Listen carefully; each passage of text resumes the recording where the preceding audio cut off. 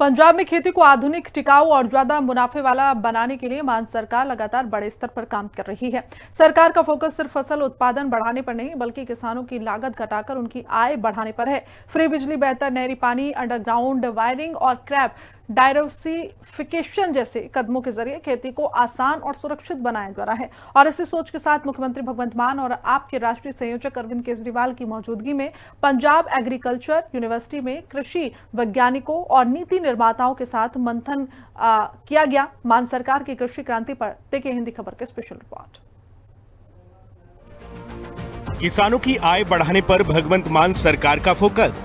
PAU Ludhiana में कृषि research पर वैज्ञानिकों के साथ मंथन। मान केजरीवाल ने वैज्ञानिकों के साथ कृषि क्रांति पर की चर्चा। पंजाब की पहचान देश के अन्न भंडार को भरने वाले किसानों से है और क्लाइमेट चेंज की वजह से दुनिया भर के किसान जब खेती की बढ़ती लागत, घटती आमदनी और पानी के संकट जैसी चुनौतियों का सामना कर रहे हैं, ऐसे में भगवंत मान सरकार पंजाब की खेती को सिर्फ MSP और गेहूं धान तक सीमित रखने की जगह नई कृषि क्रांति की ओर लेकर जा रहे हैं। आम आदमी पार्टी सरकार का फोकस अब फसल विविधीकरण, बागवानी, आधुनिक तकनीक और AI आधारित खेती पर है। किसानों को बीज से बाजार तक मदद देने, कोल्ड चेन और प्रोसेसिंग इंफ्रास्ट्रक्चर मजबूत करने और पारंपरिक खेती से बाहर निकालकर ज्यादा मुनाफे वाली फसलों की ओर बढ़ाने की कोशिश की जा रही है। इसी मिशन के तहत लुधियाना की पंजाब कृषि विश्वविद्यालय में मुख्यमंत्री भगवंत सिंह मान और आम आदमी पार्टी के संयोजक अरविंद केजरीवाल के नेतृत्व में एक हाई लेवल मीटिंग हुई, जिसमें भारतीय कृषि अनुसंधान परिषद यानी ICAR, पंजाब सरकार और पंजाब एग्रीकल्चर यूनिवर्सिटी के कई वरिष्ठ अधिकारी और कृषि वैज्ञानिक मौजूद थे। इस मीटिंग में खेती, कृषि अनुसंधान और किसानों से जुड़े मुद्दों की समीक्षा और भविष्य की रणनीति पर चर्चा की गई। धान की नई किस्में, कृषि तकनीक, पोस्ट हार्वेस्ट मैनेजमेंट और किसानों की आय बढ़ाने जैसे मुद्दों पर चर्चा हुई। मान सरकार का कहना है कि खेती को घाटे का सौदा नहीं, बल्कि फायदे का मॉडल बनाया जाएगा। इसके लिए पंजाब कृषि विश्वविद्यालय के किसान मेलों से लेकर सरकार किसान मिलनी जैसे कार्यक्रमों के जरिए किसानों के साथ सीधा संवाद भी बढ़ाया गया है। पंजाब कृषि विश्वविद्यालय में हुई हाई लेवल मीटिंग में भी धान अनुसंधान से जुड़े कई प्रमुख वैज्ञानिक मौजूद थे। मकसद साफ है कि पंजाब के किसानों की आमदनी बढ़े, खेती टिकाऊ बने और आने वाली पीढ़ियों के लिए पंजाब की जमीन और पानी भी बचा रहे। आज दूसरा दिन ਸੀਗਾ ਭਗਵੰਤ ਮਾਨ ਅਤੇ ਆਪ ਸੁਪਰੀਮੋ ਅਰਵਿੰਦ ਕੇਜਰੀਵਾਲ ਲੁਧਿਆਣਾ ਦੇ ਵਿੱਚ ਸੀਗੇ ਔਰ ਉਹਨਾਂ ਨੇ ਅੱਜ ਇੱਕ ਵਿਸ਼ੇਸ਼ ਮੀਟਿੰਗ ਹੈ ਜਿਹੜੀ PAU ਦੇ ਵਿਗਿਆਨਿਕਾਂ ਨਾਲ ਕੀਤੀ ਤੇ ਨਾਲ ਵਾਈਸ ਚਾਂਸਲਰ ਵੀ ਇਹਨਾਂ ਵਿੱਚ ਰਹੇ। ICAR ਦੇ ਜਿਹੜੇ ਵਿਗਿਆਨਿਕ ਸੀਗੇ ਉਹ ਵੀ ਇਹਦੇ ਵਿੱਚ ਰਹੇ। ਤੁਹਾਨੂੰ ਦੱਸ ਦਈਏ ਕਿ ਅਹਿਮ ਫੈਸਲੇ ਲਏ ਗਏ ਨੇ ਧਾਨ ਦੀ ਖੇਤੀ ਨੂੰ ਉੱਪਰ ਚੱਕਣ ਵਾਸਤੇ। ਲਗਾਤਾਰ ਕਿਸ ਤਰ੍ਹਾਂ ਇਹਦੇ ਵਿੱਚ ਨਵੀਂ ਤੋਂ ਨਵੀਂ ਟੈਕਨੋਲੋਜੀ ਇਸਤੇਮਾਲ ਕੀਤੀ ਜਾ ਸਕਦੀ ਹੈ, ਕਿਸਾਨਾਂ ਨੂੰ ਕਿਸ ਤਰ੍ਹਾਂ ਫਾਇਦਾ ਦਿੱਤਾ ਜਾ ਸਕਦਾ ਹੈ, ਇਹਦੇ ਵਿੱਚ ਵੀ कई तरह के विचार विटांगरे किए गए। हाल ही में दिल्ली में पंजाब के मुख्यमंत्री भगवंत सिंह मान और केंद्रीय कृषि मंत्री शिवराज सिंह चौहान के बीच भी पंजाब के किसानों की समस्या हल करने को लेकर एक अहम बैठक हुई थी, जिसमें उर्वरक की आपूर्ति, धान के हाइब्रिड बीज के मुद्दे और क्रॉप डाइवर्सिफिकेशन जैसे मुद्दों पर चर्चा हुई थी। इस मीटिंग के बाद मुख्यमंत्री मान ने कहा था कि पंजाब को रेगिस्तान बनने से रोकने के लिए आने वाली पीढ़ियों के लिए 5 आब वाले पंजाब के नाम को सार्थक करना है, जिसके लिए मक्का, दालों, तिलहन, सूरजमुखी और बाजरा जैसी फसलों को बढ़ावा देने का फैसला हुआ है। मुख्यमंत्री मान ने बताया कि केंद्र सरकार ने फसल विविधीकरण समेत पंजाब की 3-4 मांगों को माना है और ये भरोसा दिया है कि खादों की सप्लाई को बिना किसी रुकावट के भी आगे जारी रखा जाएगा।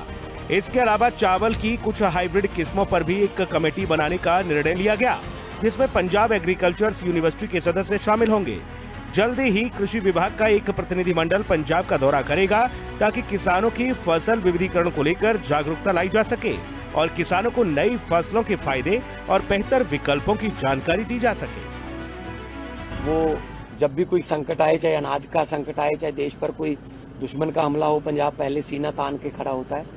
तो इस बात की मुझे खुशी है कि चौहान साहब ने 3-4 जो हमारी डिमांड थी उन 3-4 पे खास तौर पे क्रॉप डाइवर्सिफिकेशन, क्योंकि धान जो है उसकी वजह से हमारा धरती का जो पानी है वो बहुत डार्क जोन में आधे से ज़्यादा पंजाब चला गया है।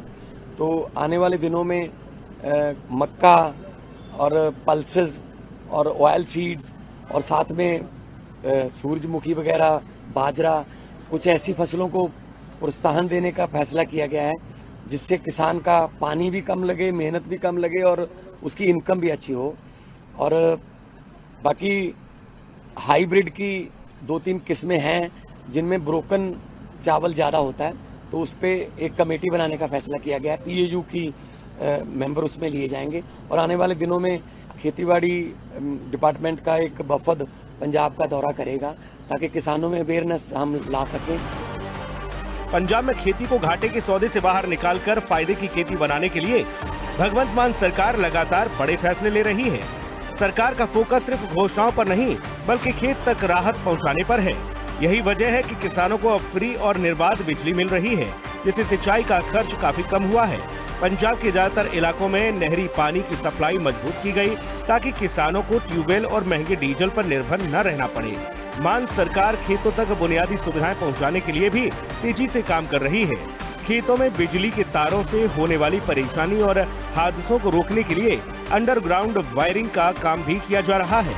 इससे खेती ज्यादा सुरक्षित और आसान बन रही है। सरकार आधुनिक खेती, मशीनरी और फसल विविधीकरण को भी बढ़ावा दे रही है ताकि किसान पारंपरिक फसलों के साथ दूसरी फसलों से भी ज्यादा कमाई कर सकें। सरकार का दावा है कि खेती की लागत घटाने और सिंचाई व्यवस्था बेहतर होने से किसानों की आमदनी में लगातार बढ़ोतरी हो रही है। यानी मान सरकार की कोशिश सिर्फ खेत बचाने की नहीं बल्कि किसान को आर्थिक तौर पर मजबूत बनाने की है। पंजाब में खेती को नई दिशा देने के लिए मान सरकार रिसर्च, तकनीक और बुनियादी सुविधाओं पर लगातार जोर दे रही है। फसल विविधीकरण से लेकर आधुनिक सिंचाई और कृषि ढांचे को मजबूत करने तक कई स्तरों पर काम किया जा रहा है। सरकार का दावा है कि इन फैसलों से खेती की लागत कम होगी और किसानों की आमदनी बढ़ेगी।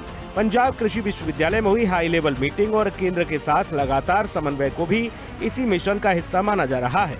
मकसद यही है कि पंजाब का किसान आर्थिक तौर पर मजबूत बने और राज्य की खेती लंबे समय तक टिकाऊ और लाभकारी बनी रहे। स्पेशल रिपोर्ट, हिंदी खबर।